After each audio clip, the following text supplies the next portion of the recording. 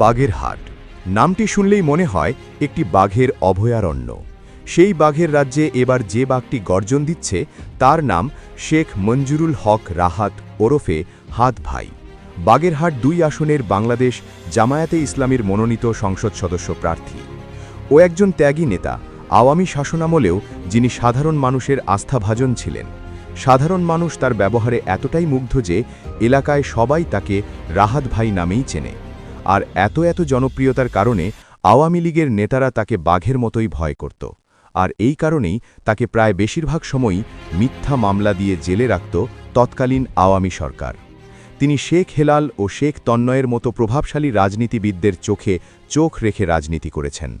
একসময় বলা হতো বাগেরহাট হল আওয়ামী লীগের দুর্গ। সেই দুর্গ এখন রাহাতের দখলে। একজন ছাত্রনেতা থেকে কিভাবে তার উত্থান হলো আজকে আমরা তা জানার চেষ্টা করব। তিনি বাগেরহাটের পিসি কলেজের এজিএস ছিলেন। তিনি সাধারণ ছাত্রছাত্রীদের মনের কথা বলতেন, তাই সাধারণ শিক্ষার্থীরা তাকে ভোট দিয়ে এজিএস নির্বাচন করেন। পরবর্তীতে শিবিরের দায়িত্বশীল পদে নিষ্ঠার সাথে কাজ করেছেন। মানুষ নেতা নির্বাচন করেন নেতার ত্যাগ ও আদর্শ দেখে।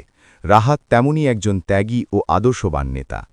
বাগেরহাটে শেখ হেলাল ও শেখ তন্ময় ভালো করেই জানত রাহাত বাহিরে থাকলে তাদের রাজত্ব টিকবে না, তাই তাকে বিভিন্ন মিথ্যা মামলায় বছরের পর বছর জেলখানায় আটক করে রাখা হয়।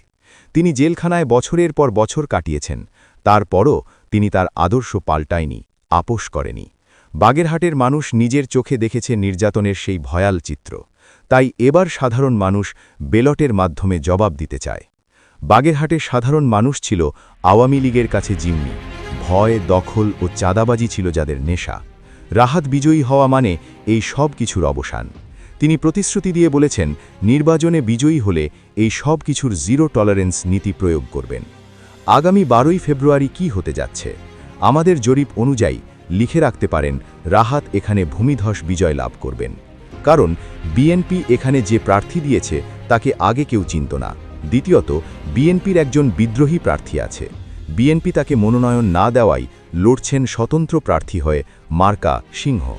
তার অল্প কিছু ভোট ব্যাংক থাকলেও বিএনপি মনোনীত জোটের প্রার্থীর ভোট ব্যাংক একেবারে শূন্য।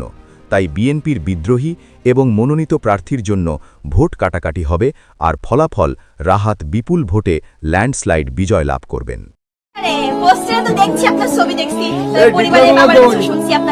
মোবাইলে দেখো, মোবাইলে হ্যাঁ, মোবাইলে অনেক দেখছি। আপনাদের অনেক প্রশংসা।